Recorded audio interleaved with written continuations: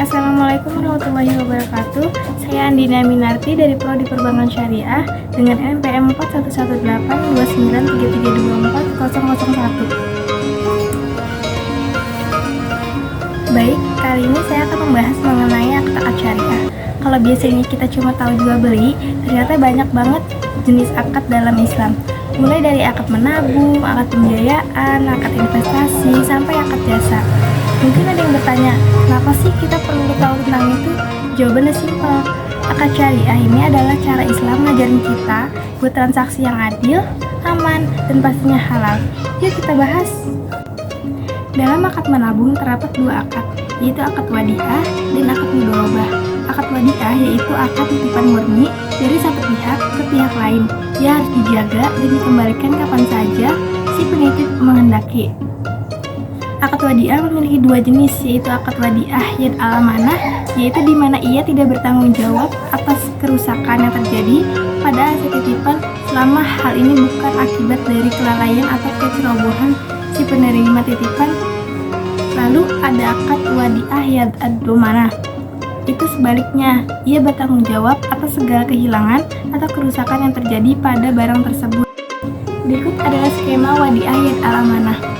Wadiah yad al-amanah ini di mana nasabah menitipkan barang atau uang kepada bank, tetapi pihak bank tidak boleh menggunakan dan memanfaatkan uang atau barang yang dititipkan. Lalu bank membebankan biaya kepada penitip sebagai biaya penitipan.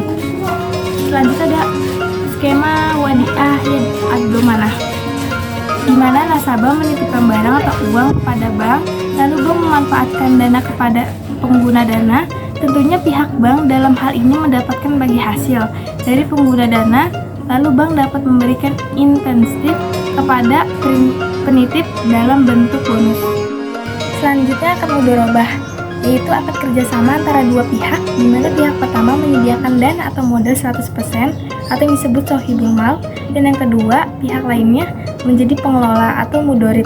Keuntungan usaha secara mudharabah dibagi menurut kesepakatan dalam kontrak, sedangkan kerugian ditanggung oleh pemilik modal selagi kerugiannya bukan disebabkan karena kelalaian si pengelola. Ada dua jenis akad mudharabah, yaitu akad mudharabah mutlaqah, yaitu kerjasama antara sohibul mal dengan mudorib yang cakupannya sangat luas dan tidak dibatasi oleh spesifikasi jenis usaha, waktu, dan daerah bisnis. Contohnya, investasi di bank syariah. Nasabah menyimpan uang di rekening investasi bank syariah dengan akad mudharabah mutlaqah. Bank memiliki kebebasan untuk mengelola dana tersebut di berbagai sektor usaha seperti perdagangan, properti, atau proyek infrastruktur yang sesuai prinsip syariah. Keuntungan dibagi antara bank dan nasabah sesuai dengan nisbah yang telah disepakati. Selanjutnya ada akad pembiayaan. Akad pembiayaan itu ada tijaroh, ijaroh, dan al-musyarakah. Akad tijaroh atau jual beli itu mengikuti akad murabahah, akad asalam, dan istisna.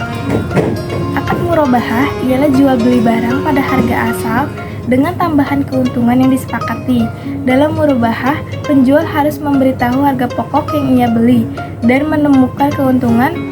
Misalnya pedagang eceran membeli komputer dari grosir dengan harga 10 juta.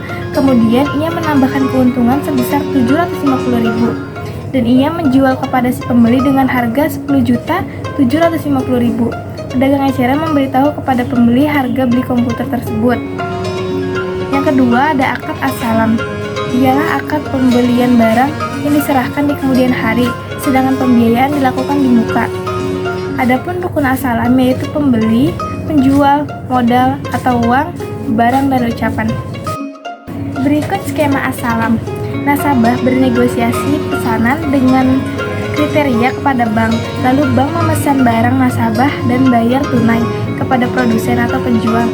Lalu produsen mengirim dokumen kepada bank sekaligus produsen juga mengirim pesanan kepada nasabah.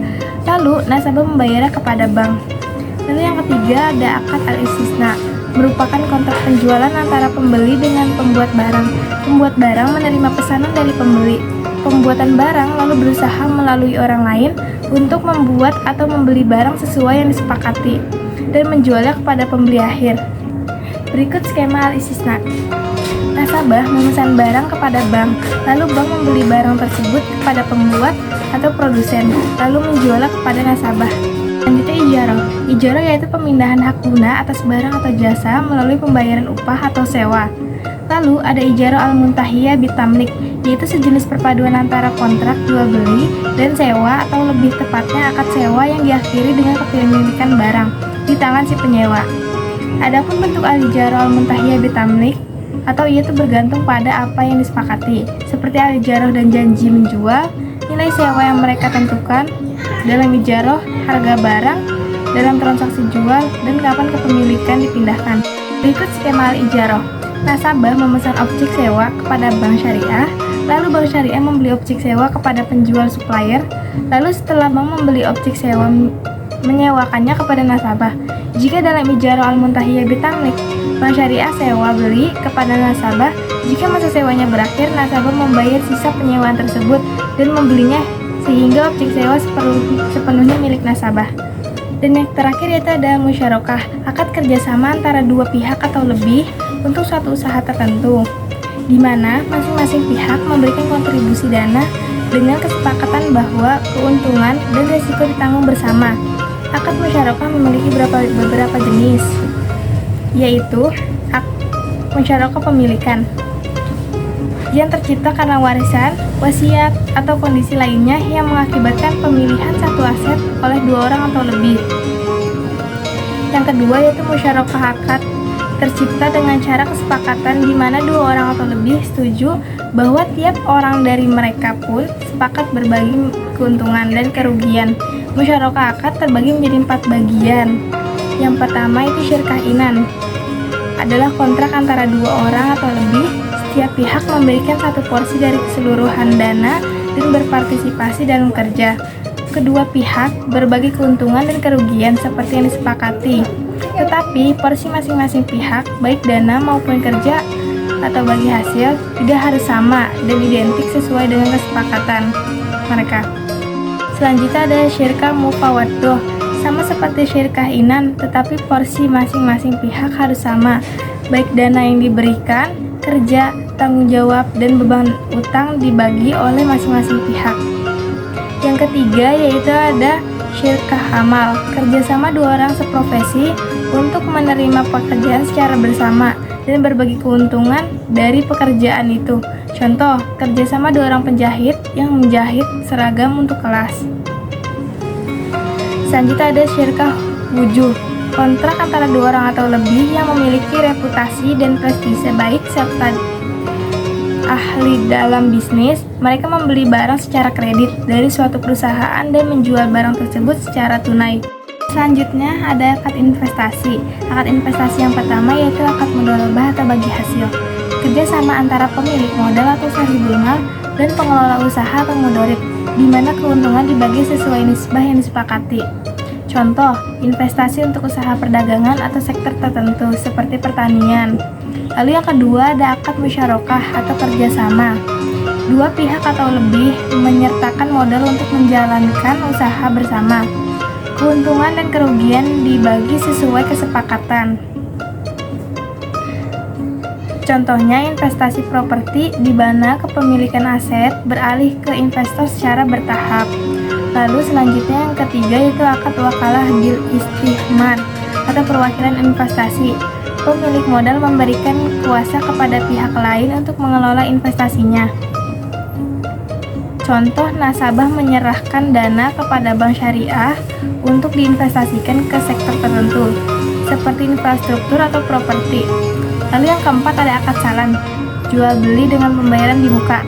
Akad di mana pembayaran dilakukan di awal, sedangkan barang atau hasil usaha diserahkan di masa depan. Contoh, investor membayar di awal untuk membeli hasil panen yang akan diterima setelah masa panen selesai. Lalu yang kelima ada akad al-istisna atau pesanan produksi. Akad untuk investasi dalam bentuk pemesanan barang atau proyek dengan spesifikasi tertentu. Contoh, investasi dalam pembangunan gedung atau proyek infrastruktur. Dan yang terakhir yaitu ada akad jasa. Akad jasa yang pertama itu ada al-wakalah. Wakalah ini berarti penyerahan atau pemberian mandat di mana seseorang atau wakil diberi kekuasaan atau wewenang oleh pihak lain atau mewakili untuk melakukan suatu tindakan. Contoh, bank bertindak sebagai wali untuk melakukan transfer dana, pembayaran tagihan, dan pengurusan dokumen keuangan. Yang kedua ada al-kafalah, yaitu mengalihkan tanggung jawab seseorang yang dijamin dengan berpegang pada tanggung jawab orang lain. Sebagai penjamin, kafalah memiliki beberapa jenis, yaitu kafalah binafs, yaitu memberikan jaminan atas diri. Contoh, menjamin kehadiran teman di acara penting. Yang kedua ada kafalah bilmal, yaitu merupakan jaminan pembayaran barang atau pelunasan hutang. Yang ketiga ada al-kafalah bitaslim, penjamin menjamin kepada pihak yang dijamin bahwa untuk pengembalian atas barang yang disewa. Lalu ada kafalah al-mujasah, penjamin bertanggung jawab atas kewajiban pihak yang dijamin kepada pihak yang dijamin secara langsung dan saat itu juga. Lalu ada kafalah al-mutlaqoh, yaitu bertanggung jawab penjamin baru berlaku jika syarat atau kondisi yang disepakati terpenuhi di masa depan. Lalu ada al-hawalah, yaitu pengalihan hutang atau kewajiban dari satu pihak ke pihak lain. Contoh, pihak A memiliki hutang kepada pihak B, namun pihak C memiliki hutang kepada pihak A. Jadi pihak A mengalihkan hutangnya dengan pihak C, membayar hutangnya untuk membayar hutang kepada pihak B. Lalu ada ar-rohan, yaitu menahan salah satu harta milik si peminjam sebagai jaminan atas pinjaman yang diterimanya. Dan yang terakhir itu ada al-qard, pemberian harta orang lain yang dapat ditagih atau diminta kembali, atau dalam kata lain yaitu pinjaman.